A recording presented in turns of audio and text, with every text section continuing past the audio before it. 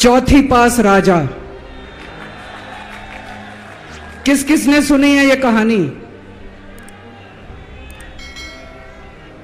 इस कहानी का महात्म्य है कि इस कहानी को जितनी बार सुनोगे, जितनी बार सुनाओगे, उतनी भगवान की कृपा आपके परिवार के ऊपर बरसेगी। इस कहानी का जितना प्रचार प्रसार करोगे, उतना देश की तरक्की होगी, उतना समाज की तरक्की होगी। तो जिन लोगों ने कहानी सुनी है वो भी बड़े ध्यान से दोबारा सुनना, अच्छे से सुनना और इसका खूब प्रचार प्रसार करना।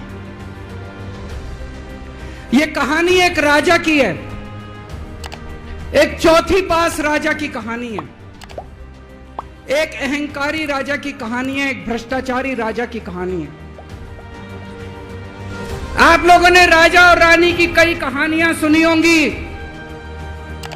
इस कहानी में राजा तो है, रानी नहीं है।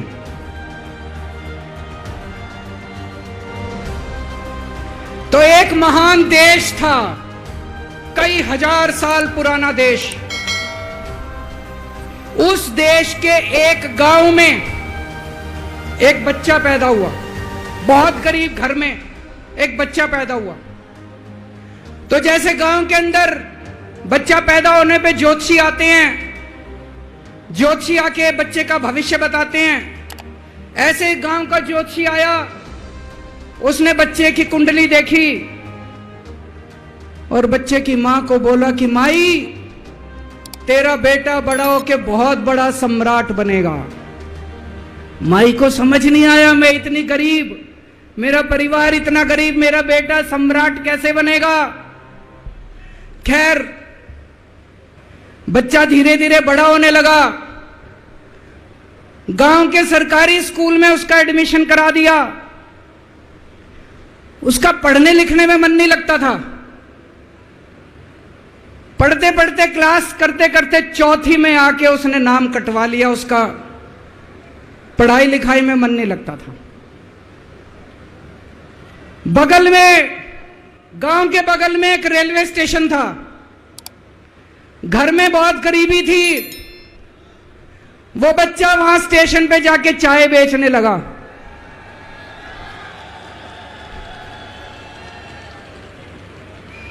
चाय बेच के अपना गुजारा करता था। वो भाषण बहुत अच्छा देता था, बचपन से ही बड़ा अच्छा भाषण देता था। गांव के लड़कों को इकट्ठा कर लेता और भाषण देना चालू करता।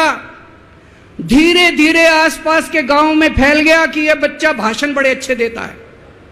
आसपास के लड़के भी इकट्ठे हो गए और जो मर्जी टॉपिक हो भाषण देना चालू कर देता था और रुकता ही नहीं था, घंटों घंटों तक भाषण देता रहता था। बच्चा बड़ा हुआ। ज्योतिषी ने कहा था बड़ा होके बच्चा उस महान देश का सम्राट बन गया। लेकिन राजा तो अनपढ़ था, उसे तो कुछ आता नहीं था। अफसर आते, उस अनपढ़ राजा से जहां मर्जी साइन करा लेते, जहां मर्जी जो मर्जी साइन करा लेते। वो राजा अनपढ़ था, उसे लगता था मैं अगर अफसरों से पूछूंगा तो मेरी कमजोरी सबके सामने प्रकट हो जाएगी। अफसरों को लगेगा मेरे को कुछ आता नहीं है। अफसर जो मर्जी लेके आते थे वहां साइन कर देता था। वो धीरे धीरे पूरे देश के अंदर फैल गया कि राजा अनपढ़ है, राजा अनपढ़ है। राजा को बड़ा बुरा लगने लगा। तो राजा ने कहीं से एक फर्जी डिग्री का जुगाड़ कर लिया। एक फर्जी डिग्री का जुगाड़ कर लिया, एमए की डिग्री का। और राजा बोला मैं एमए हूं। पर सच्चाई तो पूरे देश को पता थी, राजा तो अनपढ़ था। धीरे धीरे राजा अहंकारी भी होता गया। अहंकारी राजा और ऊपर से अनपढ़। जो मर्जी उस राजा के पास जाता और राजा से कुछ भी पास करा के ले आता।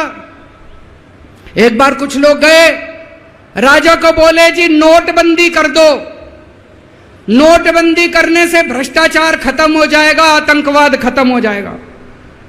राजा को कुछ समझ नहीं आया, राजा की खूब चमची मारी उन्होंने नोट। राजा ने एक दिन शाम को टीवी पे आके 8 बजे नोटबंदी कर दी। पूरे देश का बेड़ा गर्क हो गया दोस्तों।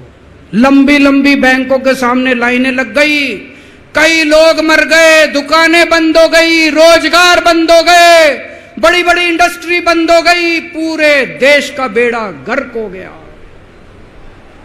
फिर एक दिन कोई आके बोला जी 2000 का नोट ले आओ। राजा 2000 का नोट ले आया। 4 साल बाद कुछ लोग आके बोले जी 2000 का नोट बंद कर दो। राजा ने 2000 का नोट बंद कर दिया। राजा को अक्ल तो थी नहीं, बेवकूफ था, अनपढ़ था। कभी 2000 का नोट चालू करता था, कभी 2000 का नोट बंद करता था। एक बार कुछ लोग आके बोले जी ये किसानों के कानून बना दो, इस कानून से किसानों का भला होगा। राजा ने कानून बना दिए। पूरे देश के किसान सड़कों पे उतर आए। 750 किसान मर गए आंदोलन में, और 1 साल के बाद राजा को वो तीनों कानून वापस लेने पड़े। एक बार उस देश के अंदर बहुत बड़ी महामारी फैल गई, चारों तरफ महामारी फैल गई, लोग मरने लगे। किसी ने आके बोला जी थाली बजवाओ तो देश ठीक हो जाएगा। तो राजा ने पूरे देश में थाली और चम्मच बजवा दिए। महामारी तो नहीं बची, महामारी तो फैली रही।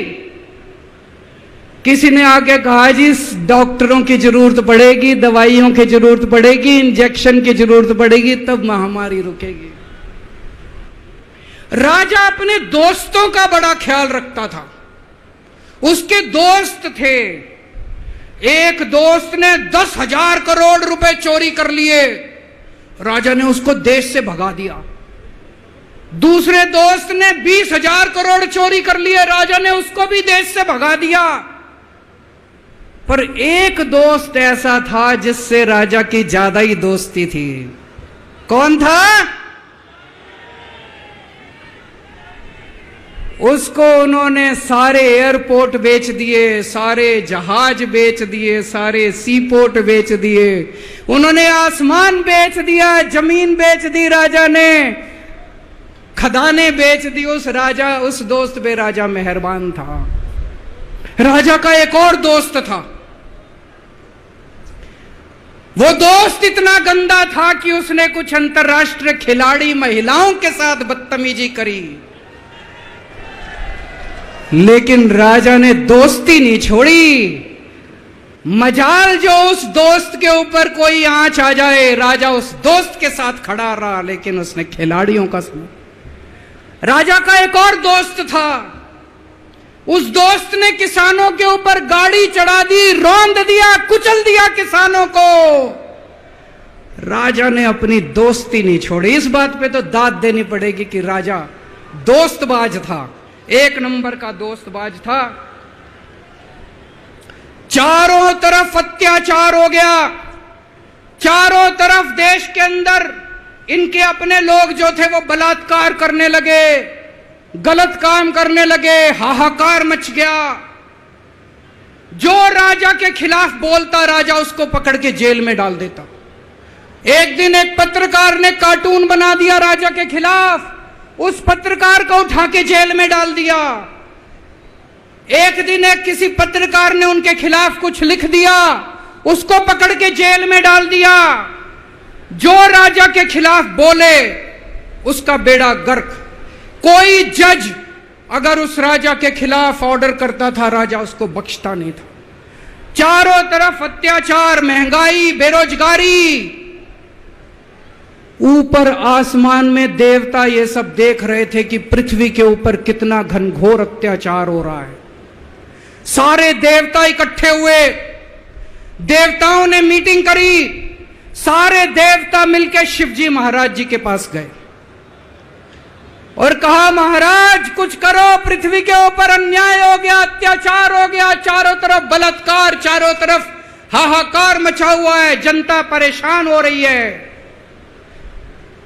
पृथ्वी जी शिव जी महाराज जी ने अपनी तीसरी आंख खोली और दोस्तों यहां प्रचंड पृथ्वी के ऊपर अजीब अजीब घटनाएं घटने लगी।